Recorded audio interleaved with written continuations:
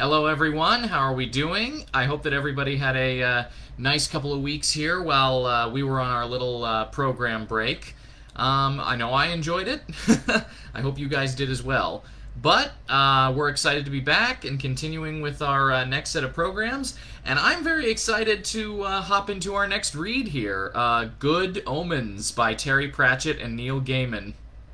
Now, I was hoping to take a look at something by Terry Pratchett for a while, because he did, for the fantasy genre, what Douglas Adams did for science fiction. You know, make a serious kind of novel with a very comedic tone to it.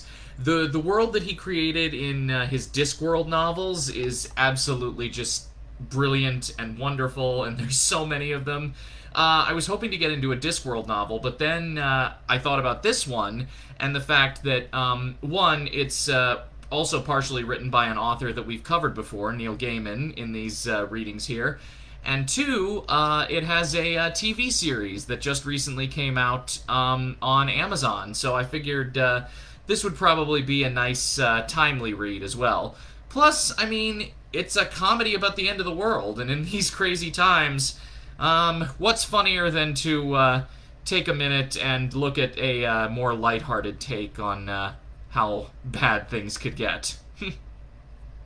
So, without further ado, we're going to hop into the first couple chapters here, which the first one's pretty short, the second one's pretty long, but if I only did the first one, this video would be like 10 minutes. So we're going to do both of them together. So, here we go. Chapter 1. In the Beginning. It was a nice day. All the days had been nice. There'd been rather more than 7 of them so far, and rain hadn't been invented yet. But clouds massing east of Eden suggested that the first thunderstorm was on its way, and it was going to be a big one. The angel of the eastern gate put his wings over his head to shield himself from the first drops. "I'm sorry," he said politely. "What was it you were saying?" "I say, that one went down like a lead balloon," said the serpent. "Oh, yes," said the angel, whose name was Aziraphale.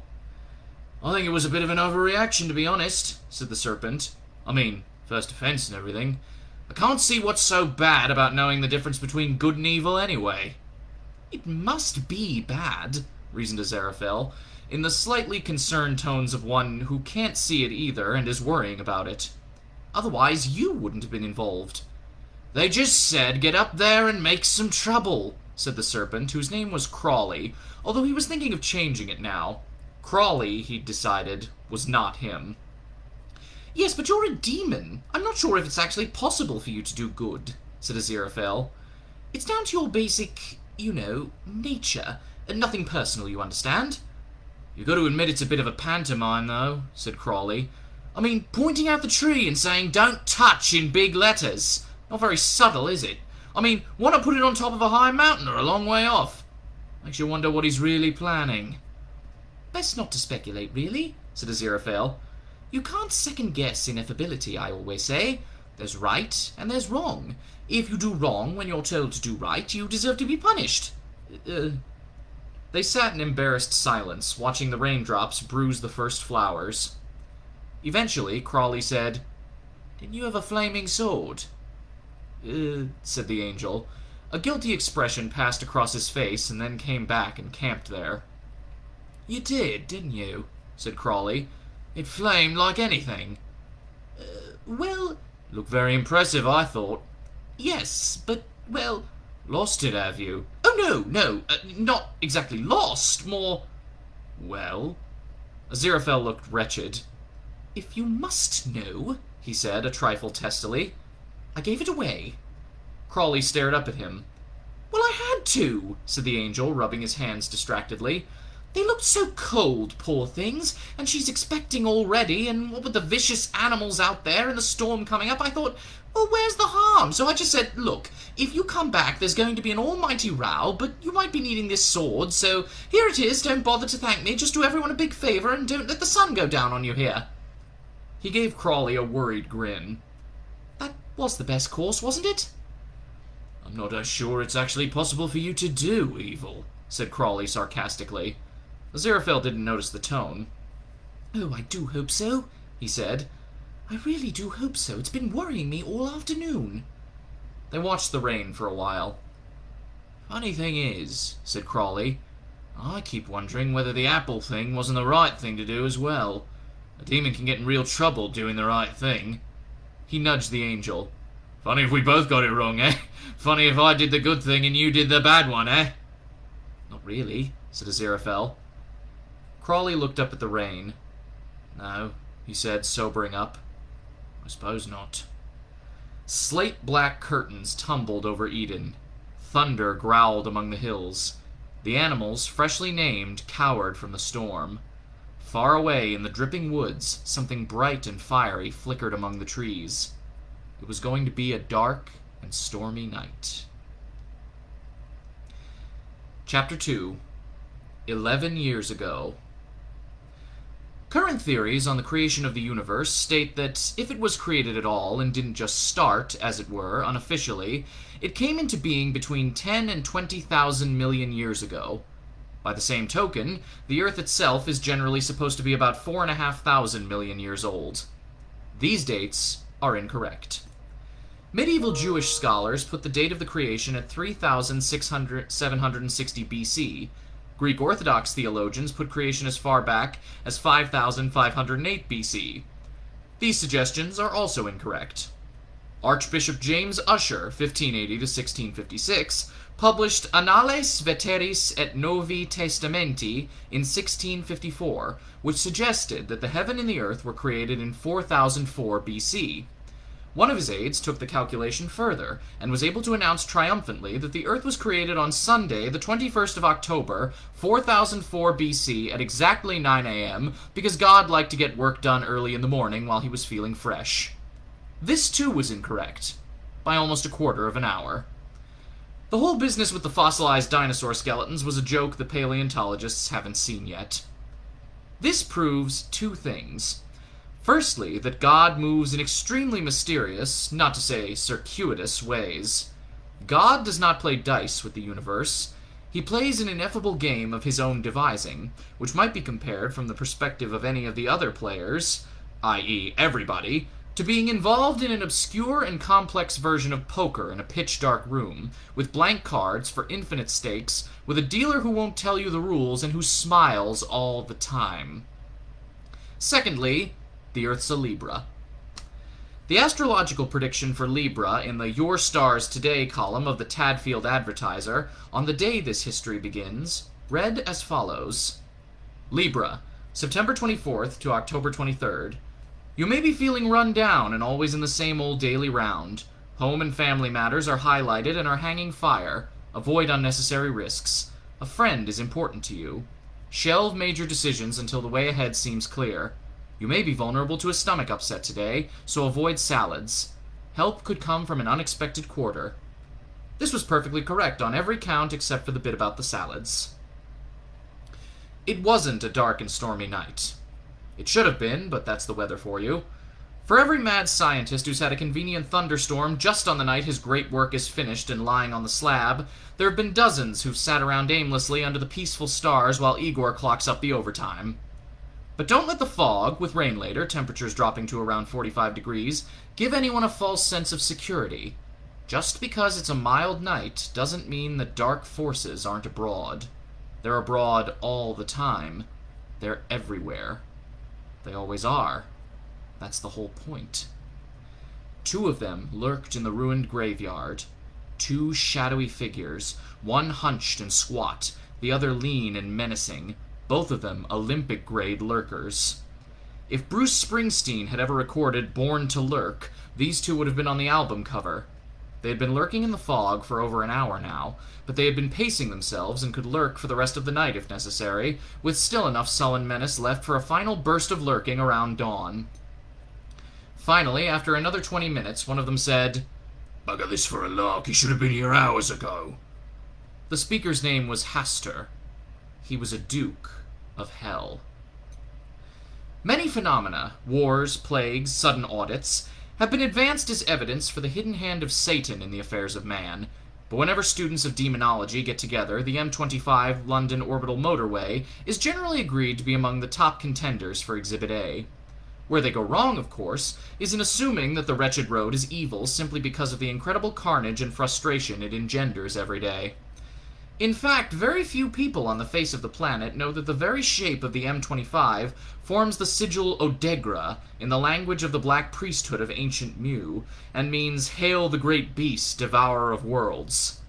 The thousands of motorists who daily fume their way around its serpentine lengths have the same effect as water on a prayer wheel, grinding out an endless fog of low-grade evil to pollute the metaphysical atmosphere for scores of miles around. It was one of Crowley's better achievements. It had taken years to achieve, and it involved 3 computer hacks, 2 break-ins, 1 minor bribery, and on one wet night when all else had failed, 2 hours in a squelchy field shifting the marker pegs a few, but occultly incredibly significant meters.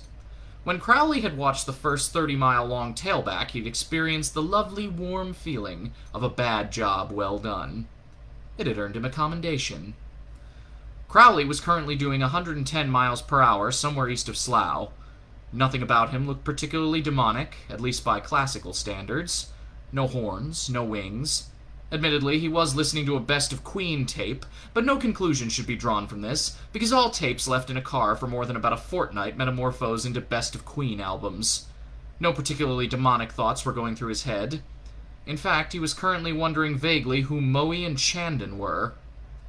Crowley had dark hair and good cheekbones, and he was wearing snakeskin shoes, or at least presumably he was wearing shoes, and he really could do weird things with his tongue. And whenever he forgot himself, he had a tendency to hiss. He also didn't blink much. The car he was driving was a 1926 black Bentley, one owner from new, and that owner had been Crowley. He'd looked after it. The reason he was late was that he was enjoying the 20th century immensely. It was much better than the 17th, and a lot better than the 14th. One of the nice things about time, Crowley always said, was that it was steadily taking him further away from the 14th century, the most bloody boring 100 years on God's, excuse his French, Earth. The 20th century was anything but boring. In fact, a flashing blue light in his rearview mirror had been telling Crowley for the last 50 seconds that he was being followed by 2 men who would like to make it even more interesting for him. He glanced at his watch, which was designed for the kind of rich deep-sea diver who likes to know what the time is in 21 world capitals while he's down there. It was custom-made for Crowley. Getting just one chip custom-made is incredibly expensive, but he could afford it. This watch gave the time in 20 world capitals, and a capital city in another place where it was always one time, and that was too late. The Bentley thundered up the exit ramp, took the corner on 2 wheels, and plunged down a leafy road. The blue light followed. Crowley sighed, took one hand from the wheel, and half-turning made a complicated gesture over his shoulder. The flashing light dimmed into the distance as the police car rolled to a halt, much to the amazement of its occupants. But it would be nothing to the amazement they'd experienced when they opened the hood and found out what the engine had turned into. In the graveyard, Hastur, the tall demon, passed a dog end back to Liger, the short one and more accomplished lurker. "I can see a light," he said. "Here he comes now, the flash bastard." "What's that he's driving?" said Liger. "It's a car, a horseless carriage," explained Hastur. "I expect they didn't have them last time he was here. Not for what you might call general use." "They had a man at the front with a red flag," said Liger. "They've come on a bit since then, I reckon." "What's this Crowley like?" said Liger. Hastur spat. "He's been up here too long," he said. "Right from the start. Gone native, if you ask me. Drives a car with a telephone in it." Liger pondered this. Like most demons, he had a very limited grasp of technology, and so he was just about to say something like, "I bet it needs a lot of wire," when the Bentley rolled to a halt at the cemetery gate. "And he wears sunglasses," sneered Hastur. "Even when he doesn't need to." He raised his voice. "All hail Satan," he said. "All hail Satan," Liger echoed. "Aye," said Crowley, giving them a little wave. "Sorry I'm late, but you know how it is on the A40 at Denham, and then I tried to cut up toward Chorleywood, and then—" "Now we are all here," said Hastur meaningfully. "We must recount the deeds of the day." Yeah, deeds, said Crowley, with a slightly guilty look of one who is attending church for the first time in years and has forgotten which bits you stand up for. Hastur cleared his throat. I have tempted a priest, he said. As he walked down the street and saw the pretty girls in the sun, I put doubt in his mind. He would have been a saint, but within a decade we shall have him. Nice one, said Crowley helpfully. I have corrupted a politician, said Liger. I let him think a tiny bribe would not hurt. Within a year we shall have him. They both looked expectantly at Crowley, who gave them a big smile. You like this, he said. His smile became even wider and more conspiratorial. I tied up every portable telephone system in central London for 45 minutes at lunchtime, he said. There was silence, except for the distant swishing of cars. Yes, said Hastur. And then what? Look, it wasn't easy, said Crowley. That's all, said Liger. Look, people... And what exactly has that done to secure souls for our master? said Hastur. Crowley pulled himself together. What could he tell them? The 20,000 people got bloody furious. That you could hear the arteries clanging shut all across the city. And that then they went back and took it out on their secretaries or traffic wardens or whatever, and they took it out on other people. In all kinds of vindictive little ways, which, and here was the good bit, they thought up themselves. For the rest of the day. The pass-along effects were incalculable. Thousands and thousands of souls all got a faint patina of tarnish, and you hardly had to lift a finger. But you couldn't tell that to demons like Hastur and Liger. 14th century minds, the lot of them. Spending years picking away at one soul. Admittedly, it was craftsmanship, but you had to think differently these days. Not big, but wide. With 5 billion people in the world, you couldn't pick the buggers off one by one anymore. You had to spread your effort. But demons like Liger and Hastur wouldn't understand. They'd never have thought up Welsh language TV, for example. Or VAT. Or Manchester. He'd been particularly pleased with Manchester. The powers that be seem to be satisfied, he said. Times are changing. So what's up? Hastur reached down behind a tombstone. This is, he said. Crowley stared at the basket. Oh, he said. No. Yes, said Hastur, grinning. Already? Yes. And, it's up to me to... Yes. Hastur was enjoying this wildly. Why me? Said Crowley desperately. You know me, Hastur. This isn't, my scene.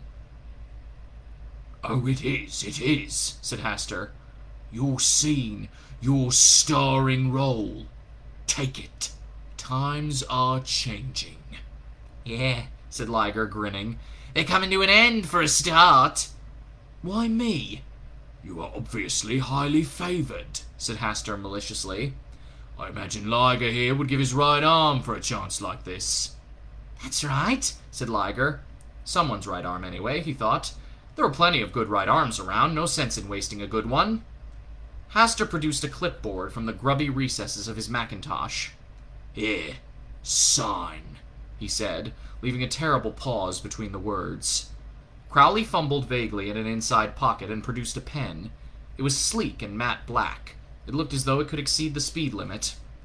It's a nice pen, said Liger. Can write underwater, Crowley muttered. Whatever will they think of next? Mused Liger. Whatever it is, they better think of it quickly, said Hastur. No, not A.J. Crowley, your real name. Crowley nodded mournfully and drew a complex, wiggly sigil on the paper. It glowed redly in the gloom just for a moment, and then faded.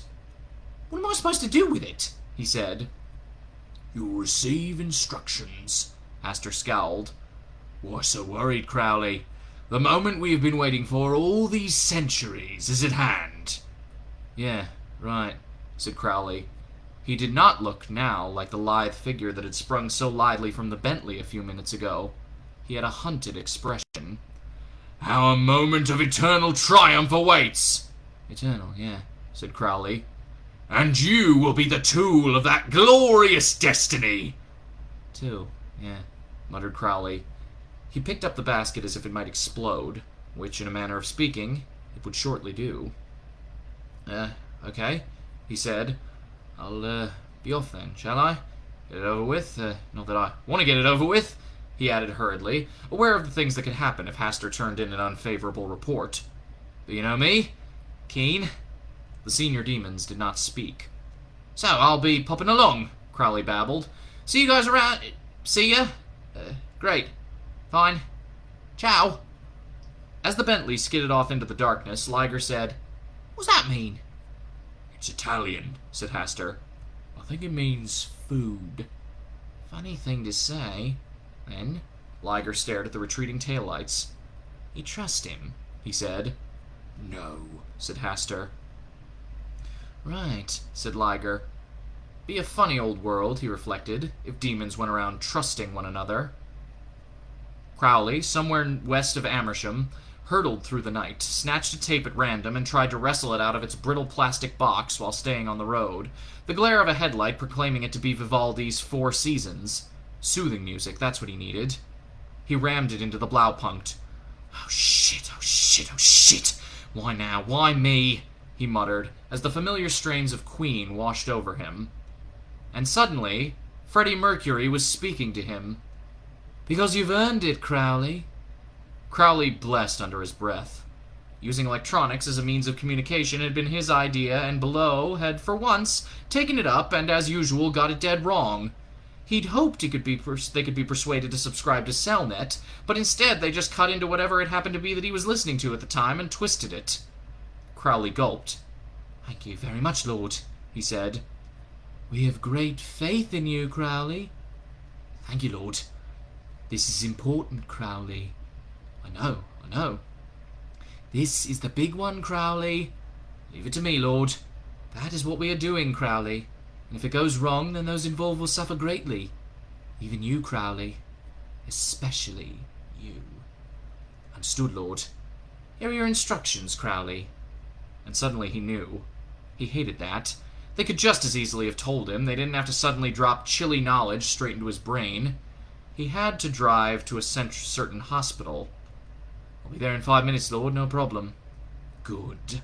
"I see a little silhouette of a man. Scaramouche, Scaramouche, will you do the fandango?" Crowley thumped the wheel. Everything had been going so well, he'd had it really under his thumb these last few centuries. That's how it goes. You think you're on top of the world, and suddenly they spring Armageddon on you. The Great War, the last battle. Heaven versus hell, 3 rounds, 1 fall, no submission. And that'd be that. No more world. That's what the end of the world meant. No more world. Just endless heaven, or, depending on who won, endless hell. Crowley didn't know which was worse. Well, hell was worse, of course, by definition, but Crowley remembered what heaven was like, and it had quite a few things in common with hell. You couldn't get a decent drink in either of them for a start, and the boredom you got in heaven was almost as bad as the excitement you got in hell. But there was no getting out of it. You couldn't be a demon and have free will. "I will not let you go, let him go!" Well, at least it wouldn't be this year. He'd have time to do things, unload long-term stocks for a start. He wondered what would happen if he just stopped the car here, on this dark and damp and empty road, and took the basket and swung it round and let go, and... something dreadful, that's what. He'd been an angel once. He hadn't meant to fall, he just hung around with the wrong people. The Bentley plunged on through the darkness, its fuel gauge pointing to 0. It had pointed to 0 for more than 60 years now. It wasn't all bad, being a demon. You didn't have to buy petrol, for one thing. The only time Crowley had bought petrol was once in 1967, to get the free James Bond bullet-hole-in-the-windscreen transfers, which he rather fancied at the time. On the back seat, the thing in the basket began to cry, the air-raid siren wail of the newly born. High, wordless, and old. It was quite a nice hospital, thought Mr. Young. It would have been quiet, too, if it wasn't for the nuns. He quite liked nuns. Not that he was a, left-footer or anything like that. No, when it came to avoiding going to church, the church he stolidly avoided going to was St. Cecil and All Angels. No nonsense C of E, and he wouldn't have dreamed of avoiding going to any other. All the others had the wrong smell. Floor polish for the low, somewhat suspicious incense for the high. Deep in the leather armchair of his soul, Mr. Young knew that God got embarrassed at that sort of thing. But he liked seeing nuns around, in the same way that he liked seeing the Salvation Army. It made you feel like it was all right, that people somewhere were keeping the world on its axis. This was his first experience of the Chattering Order of St. Beryl, however. St. Beryl Articulatus of Krakow, reputed to have been martyred in the middle of the 5th century. According to legend, Beryl was a young woman who was betrothed against her will to a pagan, Prince Casimir. On their wedding night, she prayed to the Lord to intercede, vaguely expecting a miraculous beard to appear, and she had in fact already laid in a small ivory-handed razor, suitable for ladies, against this very eventuality. Instead, the Lord granted Beryl the miraculous ability to chatter continually about whatever was on her mind, however inconsequential, without pause for breath or food. Deirdre had run across them while being involved in one of her causes, possibly the one involving lots of unpleasant South Americans fighting other unpleasant South Americans, and the priests egging them on instead of getting on with proper priestly concerns, like organizing the church cleaning rota. The point was, nuns should be quiet. They were the right shape for it, like those pointy things you got in those chambers Mr. Young was vaguely aware your hi-fi got tested in. They shouldn't be, well, chattering all the time. He filled his pipe with tobacco. Well, they called it tobacco. It wasn't what he thought of as tobacco. It wasn't the tobacco you used to get. And wondered reflectively what would happen if you asked a nun where the gents was. Probably the Pope sent you a sharp note or something. He shifted his position awkwardly and glanced at his watch. One thing, though. At least the nuns had put their foot down about him being present for the birth. Deirdre had been all for it. She'd been reading things again. One kid already, and suddenly she's declaring that this confinement was going to be the most joyous and sharing experience 2 human beings could have. That's what came of letting her order her own newspapers. Mr. Young distrusted papers whose inner pages had names like lifestyle or options. Well, he hadn't got anything against joyous sharing experiences. Joyous sharing experiences were fine by him. The world probably needed more joyous sharing experiences. But he had made it abundantly clear that this was one joyous sharing experience Deirdre could have by herself. And the nuns had agreed. They saw no reason for the father to be involved in the proceedings. When you thought about it, Mr. Young mused, they probably saw no reason why the father should be involved anywhere. He finished thumbing the so-called tobacco into the pipe and glared at the little sign on the wall of the waiting room that said that for his own comfort he would not smoke. For his own comfort, he decided he'd go and stand on the porch. If there was a discreet shrubbery for his own comfort out there, so much the better. He wandered down the empty corridors and found a doorway that led out into a rain-swept courtyard full of righteous dustbins. He shivered and cupped his hands to light his pipe. It happened to them at a certain age, wives. 25 blameless years, and suddenly they were going off and doing these robotic exercises in pink socks with the feet cut out, and they started blaming you for never having had to work for a living. It was hormones or something. A large black car skidded to a halt by the dustbins. A young man in dark glasses leaped out into the drizzle holding what looked to be a carry cot and snaked toward the entrance. Mr. Young took his pipe out of his mouth. "You've left your lights on," he said helpfully. The man gave him the blank look of someone to whom lights are the least of his worries, and waved a hand vaguely toward the Bentley. The lights went out. "That's handy," said Mr. Young. "Infrared, is it?" He was mildly surprised to see that the man did not appear to be wet, and that the carry-cot appeared to be occupied. "Has it started yet?" said the man. Mr. Young felt vaguely proud to be so instantly recognizable as a parent. "Yes," he said. "They made me go out," he added thankfully. "Already? Any idea how long we've got?" "We?" Mr. Young noted. Obviously a doctor with views about co-parenting. "I think we were, getting on with it," said Mr. Young. "What room is she in?" said the man hurriedly. "We're in room 3, said Mr. Young. He patted his pockets and found the battered packet which, in accord with tradition, he had brought with him. Would we care to share a joyous cigar experience?" he said. But the man had gone. Mr. Young carefully replaced the packet and looked reflectively at his pipe. Always in a rush, these doctors, working all the hours God sent. There's a trick they do with 1 pea and 3 cups, which is very hard to follow, and something like it, for greater stakes than a handful of loose change, is about to take place. The text will be slowed down to allow the sleight of hand to be followed. Mrs. Deirdre Young is giving birth in delivery room 3. She is having a golden-haired male baby we will call Baby A. The wife of the American cultural attaché, Mrs. Harriet Dowling, is giving birth in delivery room 4. She is having a golden-haired male baby we will call Baby B. Sister Mary Loquacious has been a devout Satanist since birth. She went to Sabbat school as a child and won black stars for handwriting and liver. When she was told to join the Chattering Order, she went obediently, having a natural talent in that direction, and in any case knowing that she would be among friends. She would be quite bright if she was ever put in a position to find out, but long ago found that being a scatterbrain, as she'd put it, gave you an easier journey through life. Currently, she is being handed a golden-haired male baby we will call the Adversary, Destroyer of Kings, Angel of the Bottomless Pit, Great Beast that is called Dragon, Prince of this World, Father of Lies, Spawn of Satan, and Lord of Darkness. Watch carefully. Round and round they go. "Is that him?" said Sister Mary, staring at the baby. "Only I'd expected funny eyes, red or green, or teensy-weensy little hoofykins, or a widow tail." She turned him around as she spoke. No horns, either. The Devil's Child looked ominously normal. "Yes, that's him," said Crowley. "Fancy me holding the Antichrist," said Sister Mary. "and bathing the Antichrist and counting his little toesy-woesies." She was now addressing the child directly, lost in some world of her own. Crowley waved a hand in front of her wimple. "Hello? Hello, Sister Mary?" "Sorry, sir. He is a little sweetheart, though. Does he look like his daddy? I bet he does. Does he look like his daddy, Waddykins?" "No," said Crowley firmly. "And now I should get up to the delivery rooms if I were you." "Will he remember me when he grows up, do you think?" said Sister Mary wistfully, sidling slowly down the corridor. "Pray that he doesn't," said Crowley, and fled. Sister Mary headed through the nighttime hospital with the Adversary, Destroyer of Kings, Angel of the Bottomless Pit, Great Beast that is called Dragon, Prince of this World, Father of Lies, Spawn of Satan, and Lord of Darkness safely in her arms.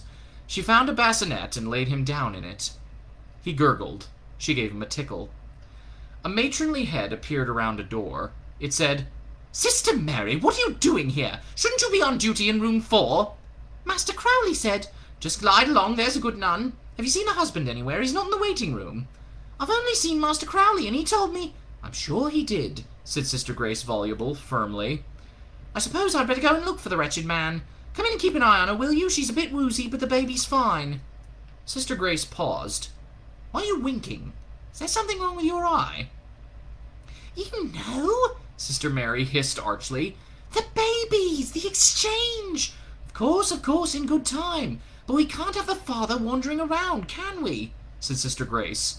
"No telling what he might see. So just wait here and mind the baby, there's a dear." She sailed off down the polished corridor. Sister Mary, wheeling her bassinet, entered the delivery room. Mrs. Young was more than woozy. She was fast asleep, with the look of determined self-satisfaction of someone who knows that other people are going to have to do the running around for once. Baby A was asleep beside her, weighed and name-tagged. Sister Mary, who had been brought up to be helpful, removed the name tag, copied it out, and attached the duplicate to the baby in her care. The babies looked similar, both being small, blotchy, and looking sort of, though not really, like Winston Churchill. "Now," thought Sister Mary, "I could do with a nice cup of tea." Most of the members of the convent were old-fashioned Satanists, like their parents and grandparents before them. They'd been brought up to it, and weren't, when you got right down to it, particularly evil. Human beings mostly aren't. They just get carried away by new ideas, like dressing up in jackboots and shooting people, or dressing up in white sheets and lynching people, or dressing up in tie-dye jeans and playing guitars at people. Offer people a new creed with a costume, and their hearts and minds will follow. Anyway, being brought up as a Satanist tended to take the edge off it. It was something you did on Saturday nights, and the rest of the time you simply got on with life as best you could, just like everyone else. Besides, Sister Mary was a nurse, and nurses, whatever their creed, are primarily nurses, which had a lot to do with wearing your watch upside down, keeping calm in emergencies, and dying for a cup of tea. She hoped someone would come soon. She'd done the important bit, now she wanted her tea. It may help to understand human affairs to be clear that most of the great triumphs and tragedies of history are caused not by people being fundamentally good or fundamentally bad, but by people being fundamentally people. There was a knock at the door. She opened it. "Has it happened yet?" asked Mr. Young. "I'm the father, the husband, whatever, both." Sister Mary had expected the American cultural attaché to look like Blake Carrington or J.R. Ewing. Mr. Young didn't look like any American she'd ever seen on television, except possibly for the avuncular sheriff in the better class of murder mystery, with a little old lady as the sleuth and no car chases unless they're done very slowly. He was something of a disappointment. She didn't think much of his cardigan either. She swallowed her disappointment. "Oh, yes," she said. "Congratulations, your lady wife's asleep, poor pet." Mr. Young looked over her shoulder. "Twins," he said. He reached for his pipe. He stopped reaching for his pipe. He reached for it again. "Twins? No one said anything about twins." "Oh, no," said Sister Mary hurriedly. "This one's yours. This other one's... someone else's. Just looking after until Sister Grace gets back." "No," she reiterated, pointing to the adversary, destroyer of kings, angel of the bottomless pit, great beast that is called dragon, prince of this world, father of lies, spawn of Satan, and lord of darkness. "This one's definitely yours, from the top of his head to the tips of his hoofy woofies, which he hasn't got," she added hastily. Mr. Young peered down. "Ah, yes," he said doubtfully. "He looks like my side of the family. All, present and correct, is he?" "Oh, yes," said Sister Mary. "He's a very normal child," she added. "Very, very normal." There was a pause. They stared at the sleeping baby. "You don't have much of an accent," said Sister Mary. "Have you been over here long?" "About 10 years," said Mr. Young, mildly puzzled. "The job moved, you see, and I had to move with it." "Must be a very exciting job, I've always thought," said Sister Mary. Mr. Young looked gratified. Not everyone appreciated the more stimulating aspects of cost accountancy. "I expect it was very different where you were before," Sister Mary went on. "I suppose so," said Mr. Young, who'd never really thought about it. Luton, as far as he could remember, was pretty much like Tadfield. The same sort of hedges between your house and the railway station, the same sort of people. "The taller buildings, for one thing," said Sister Mary desperately. Mr. Young stared at her. The only one he could think of was the Alliance and Leicester offices. "And I expect you go to a lot of garden parties," said the nun. Ah, he was on firmer ground here. Deirdre was very keen on that sort of thing. "Lots," he said with feeling. "Deirdre makes jam for them, you know, and I normally have to help with the white elephant." This was an aspect of Buckingham Palace society that had never occurred to Sister Mary, although the pachyderm fitted right in. "I expect they're the tribute," she said. "I read where these foreign potentates give her all sorts of things." "I'm sorry?" "I'm a big fan of the royal family, you know." "Oh, so am I," said Mr. Young, leaping gratefully onto this new ice floe in the bewildering stream of consciousness. "Yes, you knew where you were with the royals. The proper ones, of course, who pulled their weight in the hand-waving and bridge-opening department, not the ones who went to discos all night long and were sick all over the paparazzi." It is possibly worth mentioning at this point that Mr. Young thought that paparazzi was a kind of Italian linoleum. "That's nice," said Sister Mary. "I thought you people weren't too keen on them, what with revoluting and throwing all those tea sets into the river." She chattered on, encouraged by the order's instruction that members should always say what was on their minds. Mr. Young was out of his depth and too tired now to worry about it very much. The religious life probably made people a little odd. He wished Mrs. Young would wake up. Then one of the words in Sister Mary's wittering struck a hopeful chord in his mind. "Would there be any possibility of me possibly being able to have a cup of tea, perhaps?" he ventured. "Oh my," said Sister Mary, her hand flying to her mouth. "Whatever am I thinking of?" Mr. Young made no comment. "I'll see to it right away," she said. "Are you sure you don't want coffee, though? There's one of those vendible machines on the next floor." "Tea, please," said Mr. Young. "My word, you really have gone native, haven't you?" said Sister Mary gaily as she bustled out. Mr. Young, left alone with one sleeping wife and 2 sleeping babies, sagged onto a chair. "Yes, it must be all that getting up early and kneeling and so on. Good people, of course, but they're not entirely compost mentis." He'd seen a Ken Russell film once. There'd been nuns in it. There didn't seem to be any of that sort of thing going on, but no smoke without fire and so on. He sighed. It was then that Baby A awoke and settled down into a really good wail. Mr. Young hadn't had to quiet a screaming baby for years. He'd never been much good at it to start with. He'd always respected Sir Winston Churchill, and patting small versions of him on the bottom had always seemed ungracious. "Welcome to the world," he said wearily. "You get used to it after a while." The baby shut its mouth and glared at him as if he were a recalcitrant general. Sister Mary chose that moment to come in with the tea. Satanist or not, she'd also found a plate and arranged some iced biscuits on it. They were the sort you'd only ever get at the bottom of certain tea-time assortments. Mr. Young's was the same pink as a surgical appliance, and had a snowman picked out on it in white icing. "I don't expect you normally have these," she said. "They're what you call cookies. We call them biscuits." Mr. Young had just opened his mouth to explain that yes, so did he, and so did people even in Luton, when another nun rushed in, breathless. She looked at Sister Mary, realized that Mr. Young had never seen the inside of a pentagram, and continued herself to pointing at baby A and winking. Sister Mary nodded and winked back. The nun wheeled the baby out. As methods of human communication go, a wink is quite versatile. You can say a lot with a wink.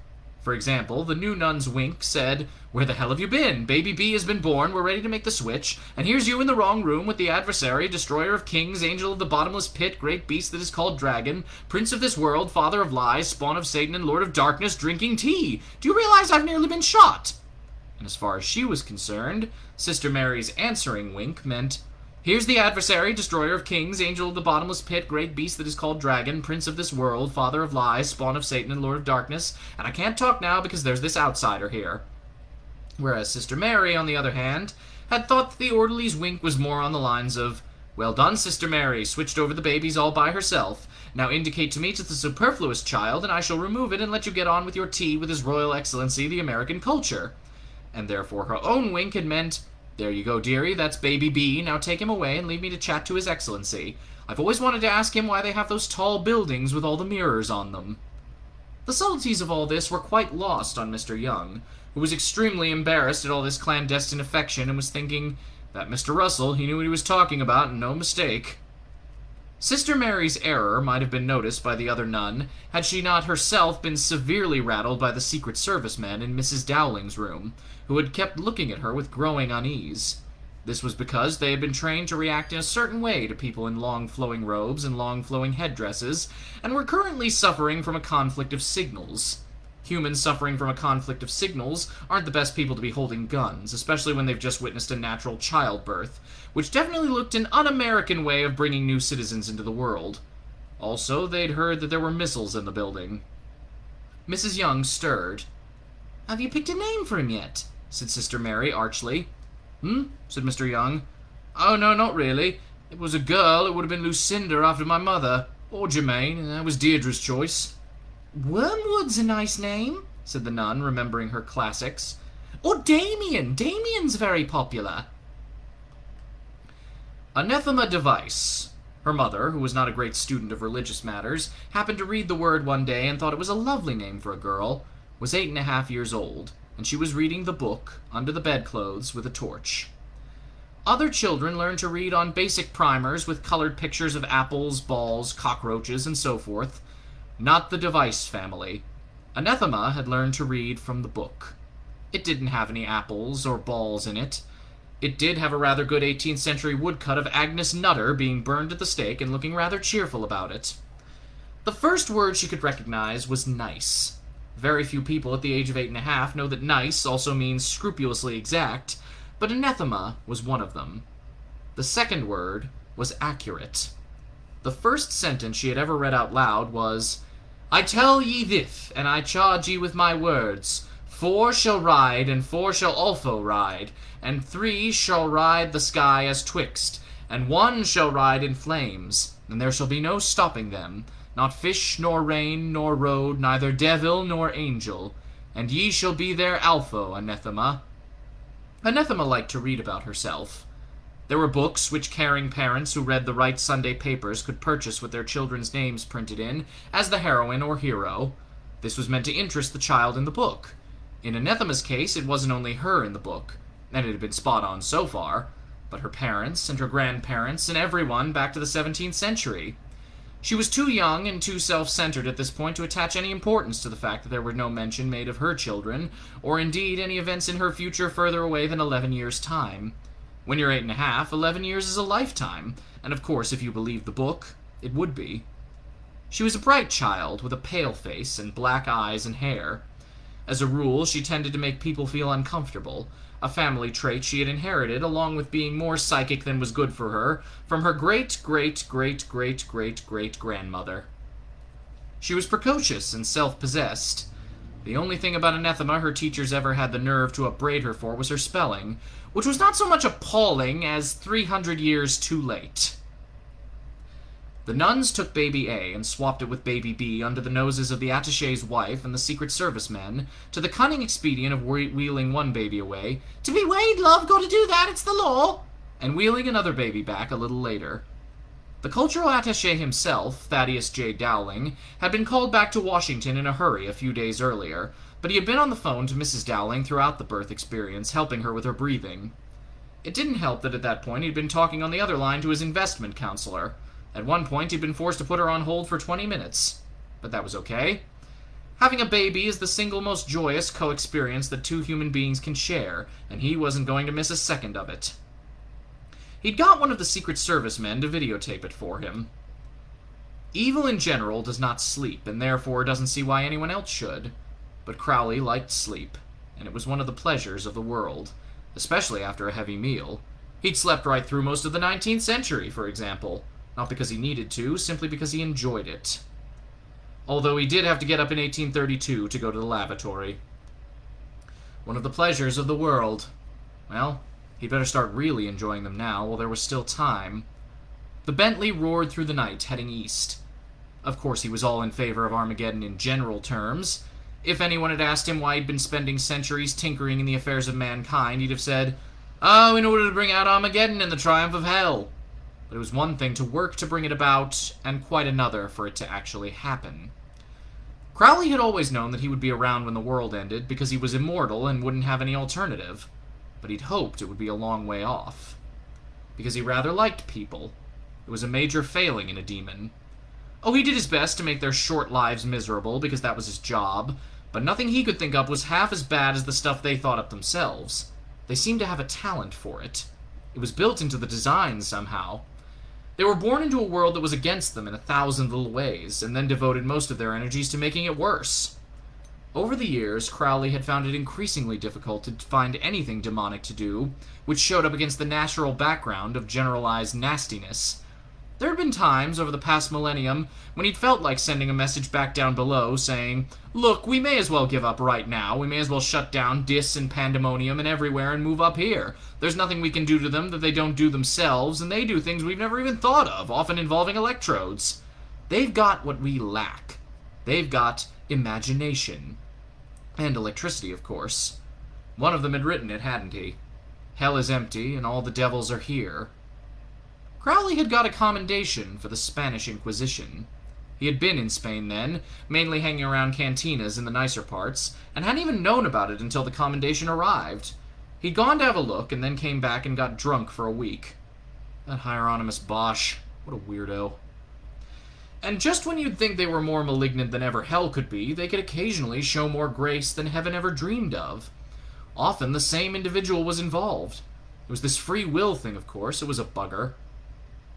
Aziraphale had tried to explain it to him once. The whole point, he'd said, this was somewhere around 1020 when they'd first reached their little arrangement, the whole point was that when a human was good or bad, it was because they wanted to be. Whereas people like Crowley, and of course himself, were set in their ways right from the start. People couldn't become truly holy, he said, unless they also had the opportunity to be definitively wicked. Crowley had thought about this for some time, and around about 1023 had said, "Hang on, that only works, right, if you start everyone off equal, okay? You can't start someone off in a muddy shack in the middle of a war zone and expect them to do as well as someone born in a castle." "Ah," Aziraphale had said, "that's the good bit. The lower you start, the more opportunities you have." Crowley had said, "That's lunatic." "No," said Aziraphale, "it's ineffable." Aziraphale. The enemy, of course. But an enemy for 6,000 years now, which made him a sort of friend.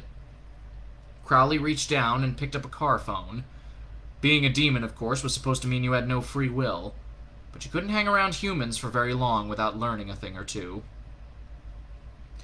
Mr. Young had not been too keen on Damien, or Wormwood, or any of Sister Mary Loquacious's other suggestions, which had covered half of hell and most of the golden years of Hollywood. Well, she said finally, a little hurt. I don't think there's anything wrong with Errol or Carrie. Very nice American names, both of them. I had fancied something more, well, traditional, explained Mr. Young. We've always gone in for good, simple names in our family. Sister Mary beamed. That's right, the old names are always the best, if you ask me. A decent English name, like people had in the Bible, said Mr. Young. Matthew, Mark, Luke, or John, he said speculatively. Sister Mary winced. Only they've never struck me as very good Bible names, really, Mr. Young added. They sound more like cowboys and footballers. Saul's nice, said Sister Mary, making the best of it. I don't want something too old-fashioned, said Mr. Young. Or Cain. A very modern sound, Cain, really, Sister Mary tried. Mr. Young looked doubtful. Well, there's always Adam, said Sister Mary. That should be safe enough, she thought. Adam, said Mr. Young. It would be nice to think that the Satanist nuns had the surplus baby, Baby B, discreetly adopted. That he grew to be a normal, happy, laughing child, active and exuberant, and after that grew further to become a normal, fairly contented adult. And perhaps that's what happened. Let your mind dwell on his junior school prize for spelling, his unremarkable, although quite pleasant time at university, his job in the payroll department of the Tadfield and Norton Secure Building Society, his lovely wife. Possibly you would like to imagine some children and a hobby, restoring vintage motorcycles perhaps, or breeding tropical fish. You don't want to know what could have happened to Baby B. We like your version better anyway. He probably wins prizes for his tropical fish. In a small house in Dorking, Surrey, a light was on in a bedroom window. Newton Pulsifer was 12 and thin and bespectacled, and he should have been in bed hours ago. His mother, though, was convinced of her child's genius, and let him stay up past his bedtime to do his experiments. His current experiment was changing a plug on an ancient bakelite radio his mother had given him to play with.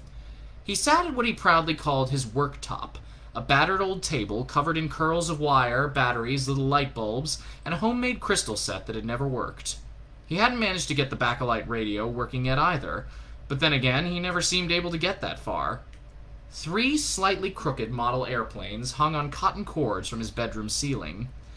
Even a casual observer could have seen that they were made by someone who was both painstaking and very careful, and also no good at making model airplanes.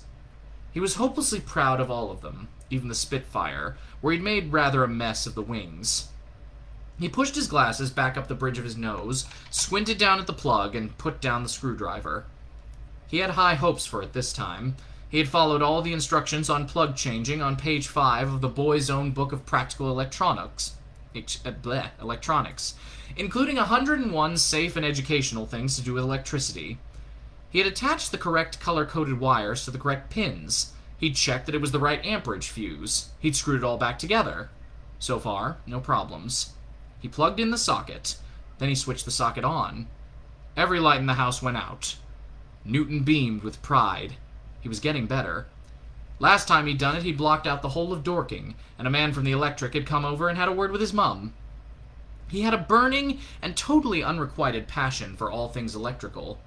They had a computer at school, and 6 studious children stayed on after school doing things with punched cards. When the teacher in charge of the computer had finally acceded to Newton's pleas that he be allowed to join them, Newton had only ever got to feed one little card in the machine. It had chewed it up and choked fatally on it. Newton was certain that the future was in computers, and when the future arrived, he'd be ready, in the forefront of the new technology. The future had its own ideas on this. It was all in the book.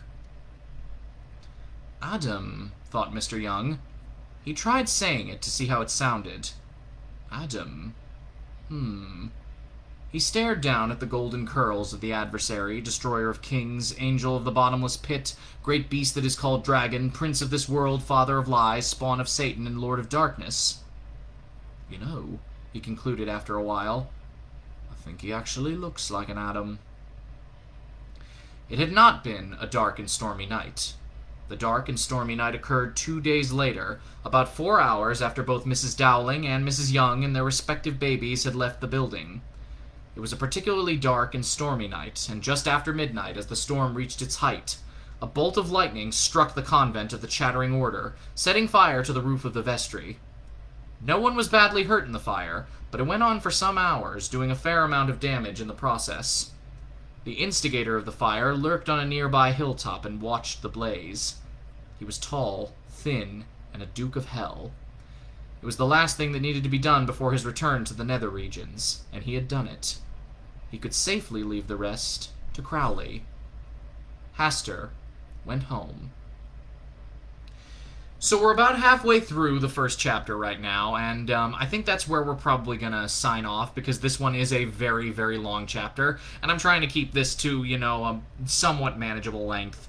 So, we'll come in again tomorrow with the second half of Chapter 2, and we will continue. And I hope you're enjoying it so far. I love the clever way that this is written.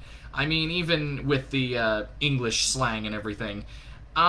It's a good time, and I hope that you've enjoyed it so far. We'll keep going with it a bit more tomorrow. Alright, I'll see everybody then. Good night, everyone.